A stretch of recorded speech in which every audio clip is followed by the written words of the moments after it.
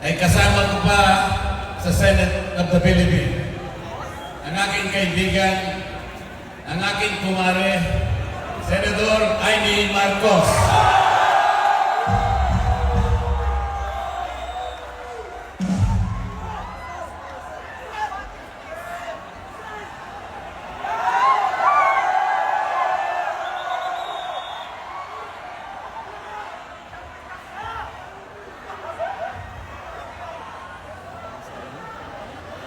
Magandang gabi po sa inyong lahat, mga mahal na kapatid.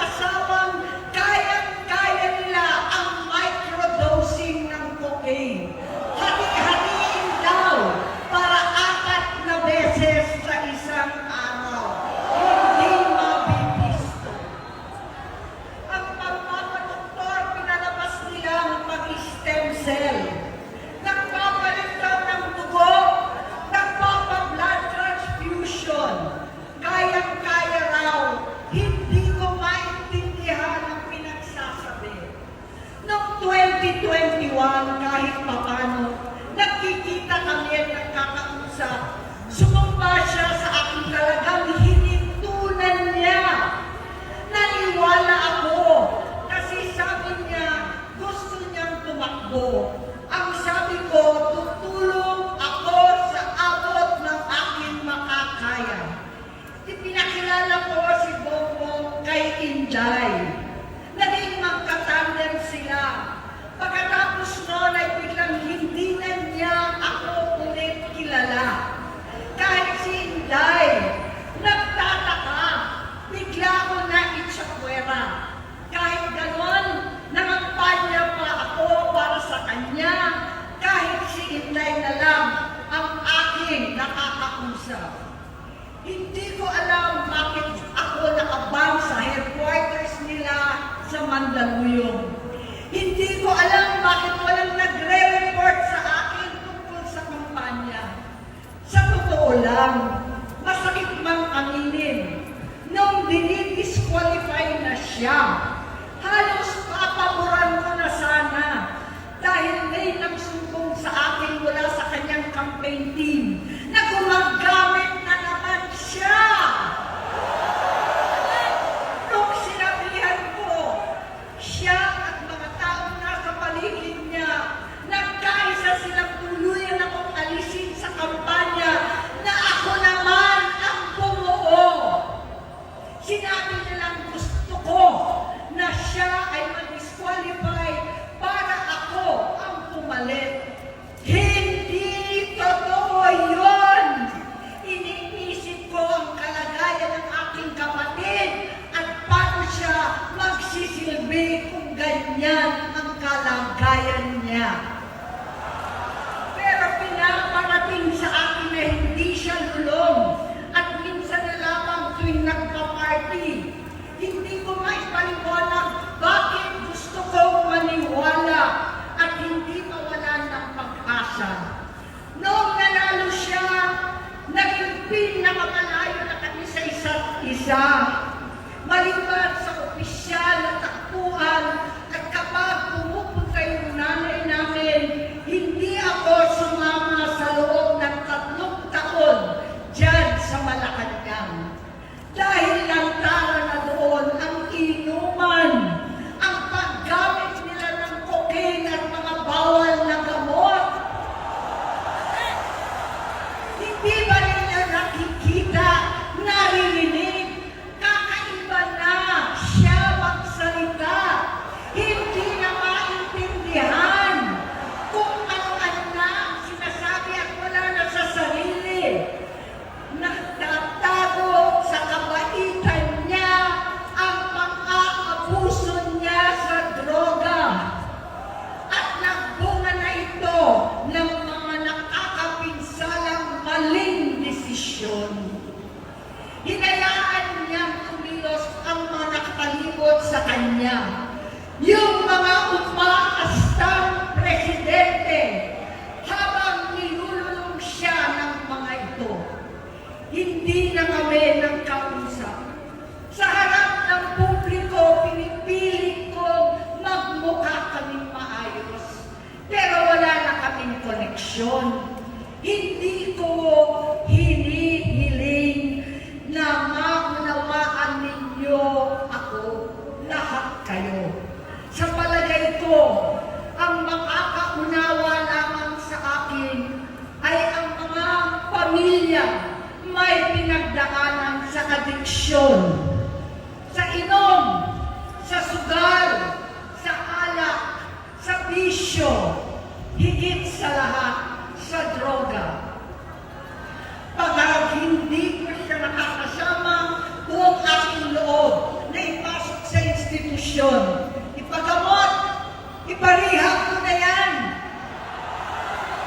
Pero tuwing maghaharap kami noon, hindi kaya ng aking kalooban na gawin yon. Tuwing magsasabi siya sa akin na magbabago na siya, hindi ko siya kayang tiisin. Hindi ko kayang ipagkait sa kanya magkakataon at pagbabakasakali, umaasa ako at laging nananalangin na sana, oo nga,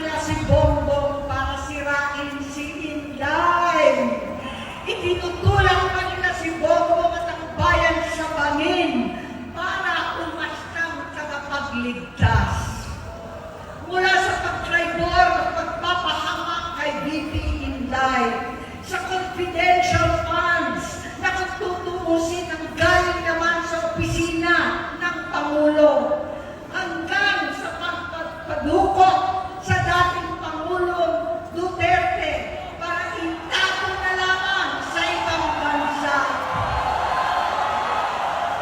Ang kabaitan ni Bongbong ay naging kalupitan. Karapalan ng pagtatakip sa kanya ng mga nasa Congress, sa Senado, mga miyembro ng kabinete. Kitang-kita na ng taong bayan, wala nang puwang ang kahihiyan. Para bang nauulit ang bangungot ng kasaysayan dinanas namin noon. 68 years old po ang tatay ko nung pinatalsik sa pwesto. 68 years old na rin si Bongbong ngayon. November 17 din, noong 2021, nung nakumbinsi ko si Inday na magbise kay Bongbong. November 18 po, bukas, ang ikatlong araw natin. Siyam na taon na nakakaraan, saktong November 18 pa talaga, na pinatiting ni Pangulong Duterte ang tatay ko sa libingan ng mga bayani.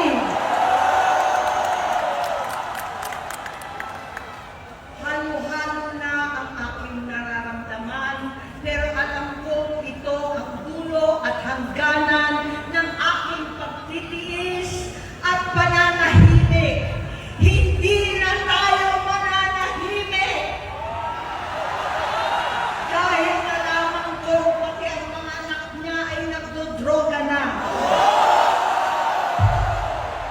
Pinasusuklaman ko pa ang pag-alok ng mag-inang si Sandro ng droga ang aking mga anak at iba pang mga kamag-anak. Yan ang hindi ko na mapapalampas.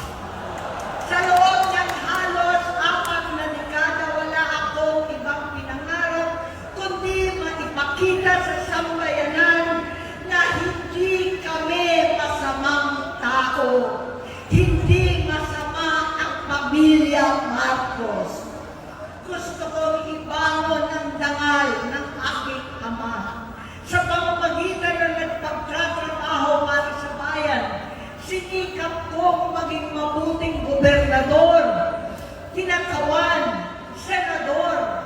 Hindi ako halos nagpapahinga para makapag-iwan sana ng legasiya na kapag sinabing Marcos, nabawi na namin ang tingin sa nakaraan. Ngunit sa kagustuhan kong maging responsableng anak, matupad ang pangako ko sa aking ama, nabigo akong maging mabuting kapatid. Naging mahina ako kay Bongbong sa kapulisan at sundalo, sa lahat ng mga leader at tagapagpatupad ng batas. Siya ang Pangulo natin ngayon. Sinabi ko kung anong kalagayan niya ngayon. Tulungan niyo akong mapabuti ang kanyang kalagayan. Tulungan niyo akong matulungan siya. Hindi niya ako kalaban. Ang kalaban niya ay ang sarili niya. At nadadamay ang bansa sa laban na yan.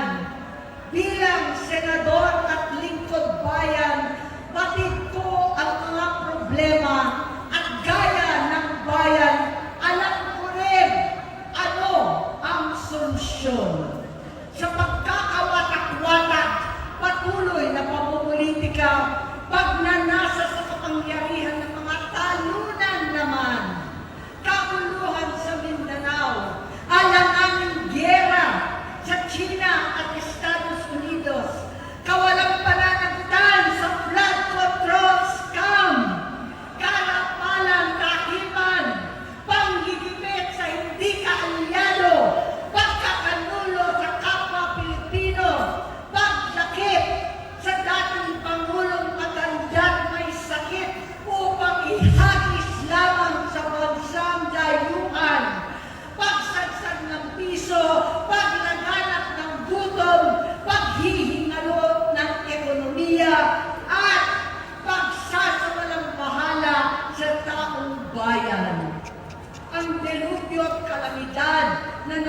dulot ng parusa. Ang korupsyon na nauwi sa kawalan ng tiwala at hustisya sa Pilipinas, sa kanyang pamahalaan, lahat ng yan ay masusolusyonan kung ikaw, aking kapatid, magsaayos ng iyong sariling kalusugan. Kapag humupa ang ingay sa politika, kapag umuwi na kami sa aming pamilya, hindi bilang senador, kundi bilang ate, bilang si Manang Aimee ni Bonget. Kaya ito sasabihin sa harap ng taong bayan, sa harap ninyong lahat, at sa harap ni Bongbong. Bonget, magtatatlong taon na tayong hindi nakakausap. 3 taon ko nang sinusubukan muli na ako'y pakinggan. Siguro ngayon ay makakarating ng buo ang gusto kong sabihin. Walang mababawasan, hindi madadagdagan. Bongbong, nag-aalala sa iyo si Manang. Tuwing nakikita kita sa TV, gusto kitang puntahan. Napakalaki ng pinagbago mo. Itsura, pagsasalita, takbo ng pag-isip. Minsan, napapatanong ako sa sarili ko, ikaw pa ba yan? Si Bongbong ba talaga yung nakikita ko? Pero ako, aling ko, ako pa rin ito. Ako pa rin ang ate mo na tumayong ama't ina sa inyo sa ibang bansa. Ang kasama mo sa sumubok na sanglarin lahat ng sakit para sa iyo. Ang kapatid mo na hindi mo kailangan hingan ng tawad dahil agad ka nang iniintindi at tatanggapin dahil mahal kita. Nasa Bagong Tipan, kay Lucas, Kapitulo 17, versikulo 3 hanggang 4. Kung magkasala ang iyong kapatid, sawayin mo siya. At kung siya'y magsisi, patawarin mo siya.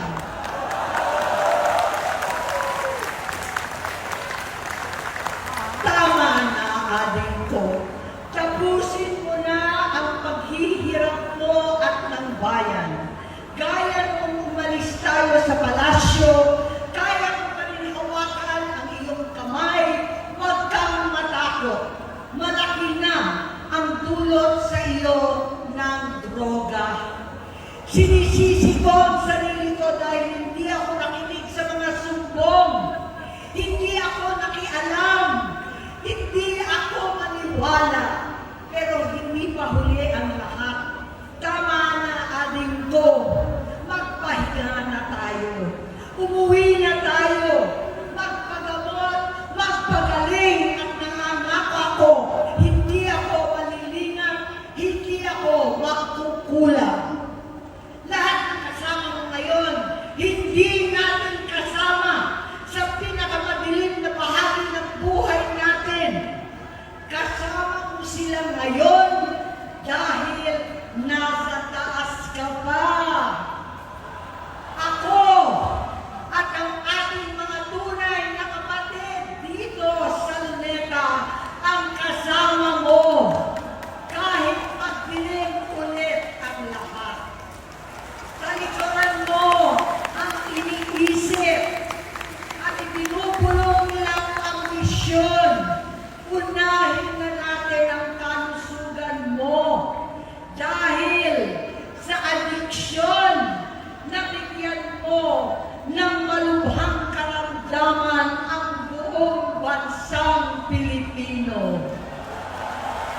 Matatanda na tayo, sakitan na si Mami, alagaan na lang natin ang isa't isa. Kaliwat kanan man ang pagbuhusga sa akin, malinaw sa aking puso na dapat mauna ang Diyos, ang bayan, pamilya,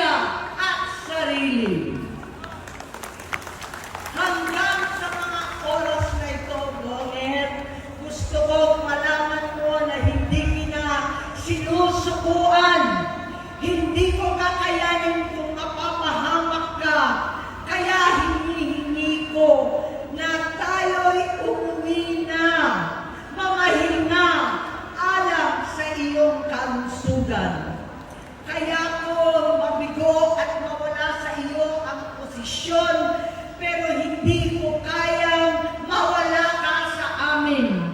Ayusin mo ang sarili mo. Magpagamot, alisin ang droga sa iyong sistema. Wala akong ibang gusto kundi gumaling ka, malampasan natin ito muli. Dahil wala akong ibang hinahangad bilang ate, kundi maging masaya ka, maging ligtas sa panganib, malusog, matagumpay sa buhay. Itama ang mali, labanan ang adiksyon, at ako hindi kailanman aalis sa iyong tabi. Susuporta at hindi titigil manalangin kasama ninyo dito sa Luneta at sa buong mundo. Dahil iyon naman ang tungkulin at ibig sabihin ng salitang kapatid, kapatid, mabuhay kayong kapatid. Maraming salamat po, Senator Amy